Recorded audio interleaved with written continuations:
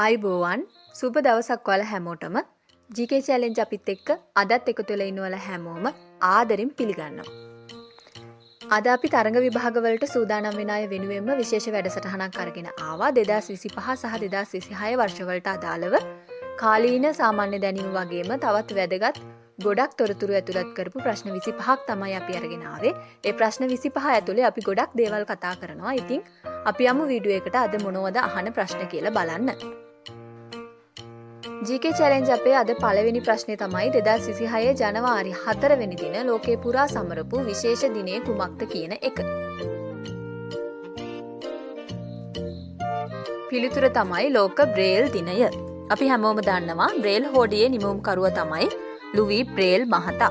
එතුමාගේ උපතට ගෞරවයක් විදිහට තමයි එක්සත් ජාතීන්ගේ සංවිධානය 2018 නොවැම්බර් මාසයේදී මේ ජනවාරි 4 වෙනිදා ලෝක බ්‍රේල් දිනය කියලා ප්‍රකාශයට පත් කරලා තියෙන්නේ. ඒ නිසා අපි හැමෝම හැම වසරකම ජනවාරි 4 වෙනිදා සමරන්නේ ලෝක බ්‍රේල් දිනය. ප්‍රශ්නාංක 2 2026 අයවැය වාර්තාවට අනුව රජය බලාපොරොත්තු වන මුළු බදු ආදායම දල වශයෙන් කොපමණද? නිවැරදි පිළිතුර තමයි රුපියල් බිලියන 4910ක් පමණ. ප්‍රශ්නාංක 3 ශ්‍රී ලංකා සංචාරක ඉතිහාසයේ වැඩිම සංචාරකයින් පිරිසක් පැමිණි වසර ලෙස වාර්තා වන්නේ කුමන වර්ෂයේද? නිවැරදි පිළිතුර වෙන්නේ 2025 වර්ෂය. වර්ෂයක් තුල ලංකාවට පැමිණි සංචාරකයින්ගේ වැඩිම ප්‍රමාණය 2025 දී වාර්තා වුණා. ඒ වගේම ඊළඟට වැඩිම ප්‍රමාණයක් වාර්තා වෙලා තියෙන්නේ 2018. තුන්වෙනි ස්ථානය ගන්නේ 2024. 2025 මේ වැඩිම සංචාරකයින් පැමිණීමේ වාර්තාව අලුත් උනේ 2025 12/29 වෙනිදා. මේ ගමන සන්තුහන් කළේ ඉන්දියාවේ තිරුවානපුරම් ඉඳලා පැමිණි ශ්‍රී ලංකන් ගුවන් සේවයේ UL 162 ගුවන් යානයෙන් පැමිණි ඉන්දියානු පවුලක්. ප්‍රශ්න අංක 4 ෆෝබ්ස් සඟරාවට අනුව වර්තමානයේ ආසියාවේ ධනවත්ම පුජ්‍යලයා ලෙස නම් කර ඇත්තේ කවුද?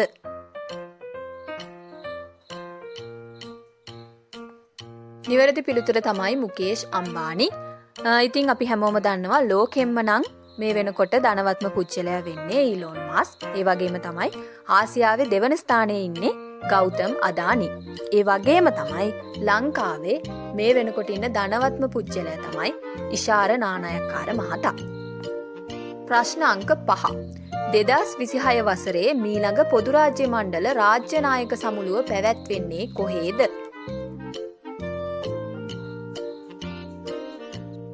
නිවැරදි පිළිතුර තමයි කැරිබියන් දූපත් සමූහයට අයත් ඇන්ටිගුවා සහ බාබුඩා රාජ්‍යයේදී කියන එක. පොදු රාජ්‍ය මණ්ඩල සමුළුවකට සත්කාරත්වයේ දක්වන කුඩාම රාජ්‍ය බවට මේ රාජ්‍ය පත් වේවි කියලා තමයි සලකන්නේ. 2026 නොවැම්බර් මාසේ 1 වෙනිදා ඉඳලා 4 වෙනිදා දක්වා තමයි මේ 28 වෙනි සමුළුව පවත්වන්නේ. 2024 දී තමයි 27 වෙනි සමුළුව පැවැත්වුවේ. ඒ පැවැත්ුනේ සැමෝවා රාජ්‍යයේදී. ප්‍රශ්න අංක 6 2026 දී පොදු රාජ්‍ය මණ්ඩල ක්‍රීඩා උළෙල පැවැත්වීමට නියමිත කොහේද?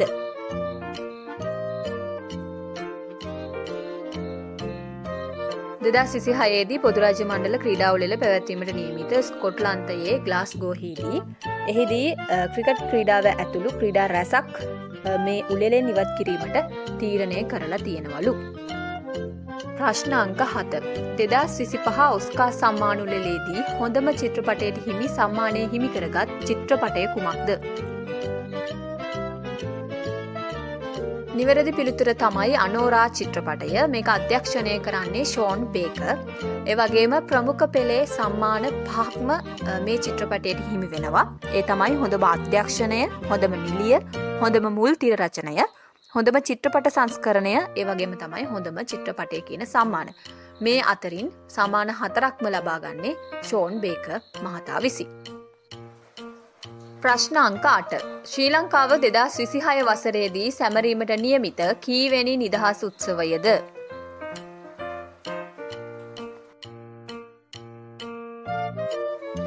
නිවැරදි පිළිතුර වෙන්නේ 78 වෙනි නිදහස් උත්සවය. අපි හැමෝම දන්නවා ලංකාව බ්‍රිතාන්‍ය අධිරාජ්‍යයන්ගෙන් නිදහස ලබා ගත්තේ 1948 පෙබරවාරි 4 වෙනිදා. ඉතින් 2026 පෙබරවාරි 4 වෙනිදා සමරන්නේ 78 වෙනි නිදහස් උත්සවය. නවවෙනි ප්‍රශ්නේ 2025 වසරේදී වර්ෂාව හේතුවෙන් මුහුදු වෙරළ රත් පැහැ වූ ඉරානයේ දූපත කුමක්ද? නිවැරදි පිළිතුර හෝමුස් දූපත. ඉරානයේ පර්සියානු ගල්ෆ් කලාපයේ තියෙන මේ දූපතේ තියෙන පස් විශේෂයක් නිසා තමයි මේ දේ මෙහෙම සිද්ධ වෙලා තියෙන්නේ.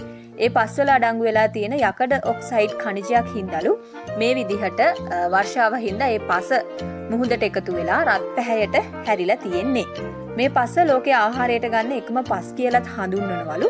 ප්‍රදේශවාසීන් ගොලැක් කියන කුළුබඩුවක් විදිහට මේ පස භාවිතයට ගන්නවා කියලා සඳහන් වෙනවා. ඒ වගේම මේ දූපතේ තියෙන සංචාරක ආකර්ෂණයේ හින්දම දේදුණු දූපත කියලාත් නම් කරලා තියෙනවා.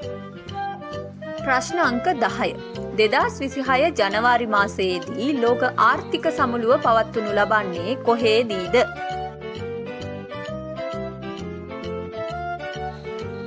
නිවැරදි පිළිතුර තමයි ස්විට්සර්ලන්තයේ දාවෝස් නුවර. 2026 ජනවාරි 19 වෙනිදා ඉඳලා ජනවාරි 23 වෙනිදා දක්වා තමයි මේ ආර්ථික සමුළුව පැවැත්වීමට නියමිත. මෙහි තේමාව වෙන්නේ සංවාදයේ ජීව ගුණය කියන එක. ප්‍රශ්න අංක 11. 2025 නොවැම්බර් මාසයේදී පැවති COP 30 එහෙමත් නැත්නම් Conference of the Parties 30 දේශගුණික විපර්යාස සමුළුවේ සත්කාරත්වය දැරූ රට කුමක්ද? නිවැරදි පිළිතුර තමයි බ්‍රසීලය. බ්‍රසීලයේ බෙලෙම් නගරයේ තමයි මේ සමුළුව පැවැත්වුණේ. මේක තමයි ඇමසන් වනාන්තරයේ ආශ්‍රිත ප්‍රදේශයක පැවැත්වුණු එක්සත් ජාතීන්ගේ පළවෙනි දේශගුණික සමුළුව. ඒ වගේම මේක 2025 නොවැම්බර් මාසයේ 10 වෙනිදා ඉඳලා 22 වෙනිදා දක්වා පැවැත්වුණා. ප්‍රශ්න අංක 12. 2025 දී සිය ගුවන් සේවය විකුණා දැමූ ආසියාතික රට කුමක්ද? නිවැරදි පිළිතුර තමයි පාකිස්තානය. 2025 දෙසැම්බර් මාසයේදී පාකිස්තාන් ඉන්ටර්නැෂනල් එයාර්ලයින්ස් තමයි මේ තීරණය ගත්තේ. වසර ගණනාවක් සිද්ධ වෙච්ච අධික පාඩු වගේම ණයබර අවම කරගන්න ජාත්‍යන්තර මූල්‍ය අරමුදලේ කොන්දේසිත් එක්ක තමයි පාකිස්තාන රජය මේ තීරණය ගත්තේ.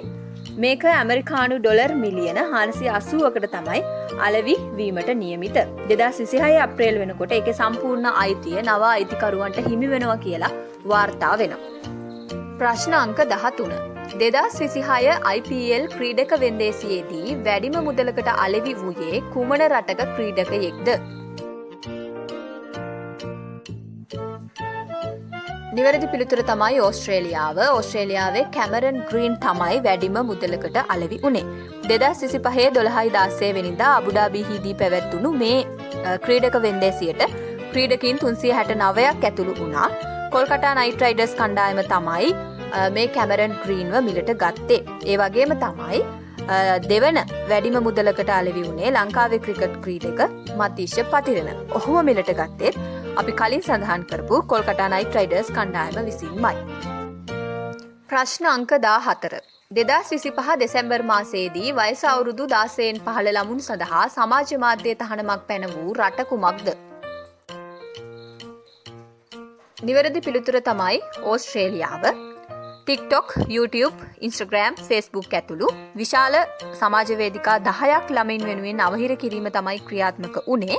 මේ නීතිය යම් සමාජ මාධ්‍ය සේවා සපයන ආයතනයක් කඩකල අවස්ථාවක් වාර්තා වුණොත් ඕස්ට්‍රේලියානු ඩොලර් මිලියන 49.5ක දඩයක් නියෝග කරලා තියෙනවා. ඒ වගේම අදාළ දෙමාපියන්ට සහ දරුවන් වෙනුවෙන් දඩ අය කරන්නේ නැහැ කියලා තමයි සඳහන් වෙන්නේ. ප්‍රශ්න අංක 15.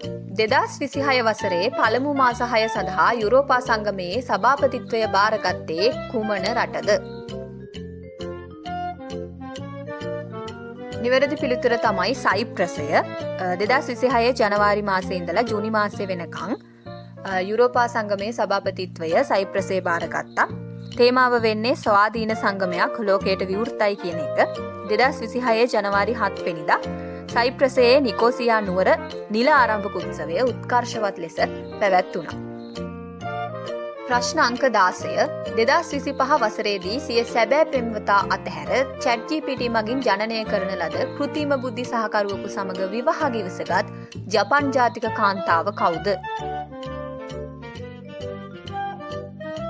නිවැරදි පිළිතුර තමයි යුරීනා නොගුචි.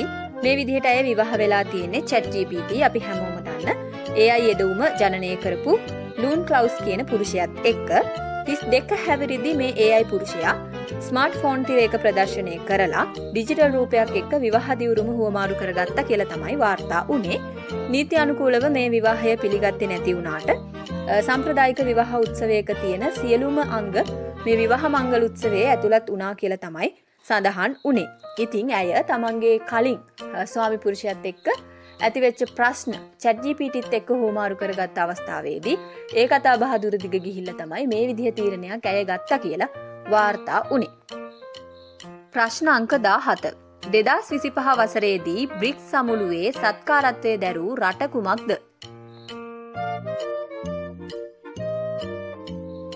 නිවැරදි පිළිතුර වෙන්නේ බ්‍රසීලය. 2025 ජූලි 6 සහ 7 දෙදින බ්‍රික්ස් සමුළුව බ්‍රසීලයේ රියෝ ද ජනයිරෝ නුවර පැවැත්වුණා. ඒකෙදී ඉන්දුනීසියාව නව සමාජිකයෙකු විදිහට නිල වශයෙන් පිළිගත්තා. වියට්නාමය, නයිජීරියාව, මැලේසියාව වගේ රටවල් 10කට වැඩි ප්‍රමාණයක් හවුල්කාර රටවල් විදිහට එකතු කරගත්තා කියලා සඳහන් වෙනවා. 2025 දී 17 වෙනි බ්‍රික්ස් සමුළුව තමයි පැවැත්වුණේ. ප්‍රශ්න අංක 18. 2026 වසරේ පැවැත්වෙන මීළඟ පාපන්දු ලෝක කුසලාන තරඟ සඳහා සත්කාරත්වය දරන රටවල් තුන මොනවාද? නිවැරදි පිළිතුර තමයි ඇමරිකාව, කැනඩාව සහ මෙක්සිකෝව. 2026 ජූනි 11 වෙනිදා ඉඳලා ජූලි 19 වෙනිදා වෙනකන් තමයි මේ තරඟ පවත්වන්න සැලසුම් කරලා තියෙන්නේ. ඇමරිකාවේ නගර 11ක්, මෙක්සිකෝවේ 3ක් සහ කැනඩාවේ නගර 2ක් ඇතුළුව සම්පූර්ණ ක්‍රීඩාංගන 16ක මේ තරඟ පැවැත්වීමට නියමිතයි. ආරම්භක තරඟය මෙක්සිකෝවේත් අවසාන තරඟය නිව්යෝක් වලත් පවත්වන්න තමයි කටයුතු සංවිධානය කරලා තියෙන්නේ. ප්‍රශ්න අංක 19.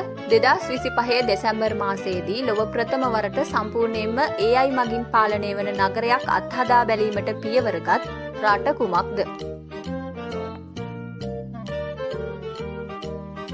පිළිතුර තමයි සෞදි අරාබිය.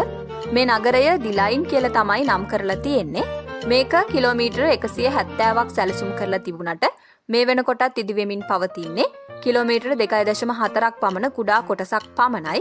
ඒ නිසා මේකේ වැඩ නිම වෙන්න 2045 වගේ වෙයි කියලා තමයි සඳහන් වෙන්නේ. ප්‍රශ්න අංක 20. 2026 ජනවාරි 3 වන දින ඇමරිකානු ගුවන් ප්‍රහාරයකින් පසු වෙනිසුලාවේදී අත්අඩංගුවට ගත් එරට ජනාධිපතිවරයා කවුද? නිවැරදි පිළිතුර තමයි නිකොලස් මදුරෝ. මේ ගැන මේ දවස්වල ගොඩක් කතා වෙනවා. ඔහු සහ ඔහුගේ බිරිඳ සිලියා ෆ්ලෝරස් තමයි මේ විදිහට වෙනිසුලාවේ කර්කස් අගනුවර තියෙන ජනාධිපති නිල නිවසේදී ඇමරිකානු හමුදාවල විශේෂ මෙහෙයුමකින් අත්අඩංගුවට ගත්තේ. ජනවාරි 5 වෙනිදා ඔවුන් මැන්හැටන් ෆෙඩරල් අධිකරණයට ඉදිරිපත් කරා. ඇමරිකානු රජය මදුරෝට එරෙහිව මද්‍රව්‍ය ත්‍රස්තවාදය සහ ජාත්‍යන්තර මද්‍රව්‍ය ජාවාරම සම්බන්ධයෙන් තමයි චෝදනා කළේ. මේ නිසා වෙනිසුලානු ගුවන් ආරක්ෂක පද්ධති සහ හමුදා මධ්‍යස්ථාන ඉලක්ක කරගෙන ඇමරිකානු ගුවන් ප්‍රහාර එල්ල කරා. මේ දවස්වල ඒ ගැන ගොඩක් කතා වෙනවා. ඉතින් ඒ ගැන අලුත් තොරතුරු අපි ඉස්සරහ වීඩියෝ එකකදී කතා කරමු. ප්‍රශ්න අංක 21. 2025 වසරේදී ශ්‍රී ලංකාවට වැඩිම විදේශ විනිමය ප්‍රමාණයක් උපයා දුන් ක්ෂේත්‍ර දෙක මොනවාද?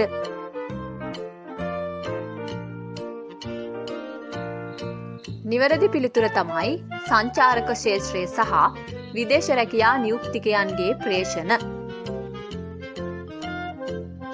ප්‍රශ්න අංක 22.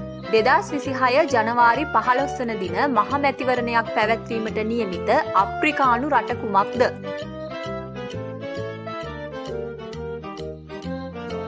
නිවැරදි පිළිතුර තමයි උගන්ඩාව.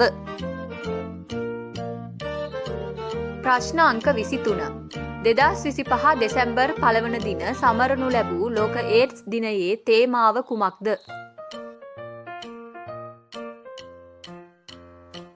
2025 ඒඩ්ස් දිනයේ තේමාව වුණේ බාධා ජය ගැනීම, ඒඩ්ස් ප්‍රතිචාරය පරිවර්තනය කිරීම කියන එක.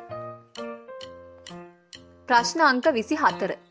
ලෝක සෞඛ්‍ය සංවිධානය විසින් 2026 ජනවාරි 13 වන දින දියත් කිරීමට නියමිත ගෝලීය වාර්තාව කුමක්ද?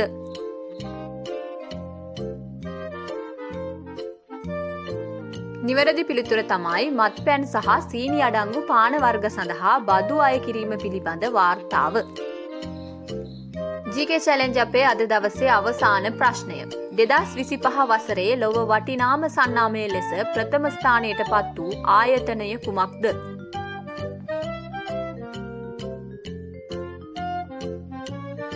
නිවැරදි පිළිතුර තමයි Apple සමාගම. බ්‍රෑන්ඩ් ෆිනෑන්ස් වාර්තා අනුව 2025 ශ්‍රේණිගත කිරීම වලින් Apple සන්නාමය තමයි වටිනාම සන්නාමය බවට පත් වුණේ මේ අඛණ්ඩව 13 වෙනි වරට. මේක ඇමරිකානු ඩොලර් ට්‍රිලියන 1.3ක දැවැන්ත වටිනාකමක් සහිත ලොව ප්‍රථම සන්නාමය බවටත් පත් වුණා. දෙවන ස්ථානයේ Microsoft, තුන්වන ස්ථානයේ Google. ඒ වගේම බ්‍රෑන්ඩ් ෆිනෑන්ස් ලංකා අනුව වටිනාම සන්නාමය තියෙන්නේ ලංකා බැංකුවට. ඒ වගේම ආදරණීයම සන්නාමය තියෙන්නේ ඩයලොග්.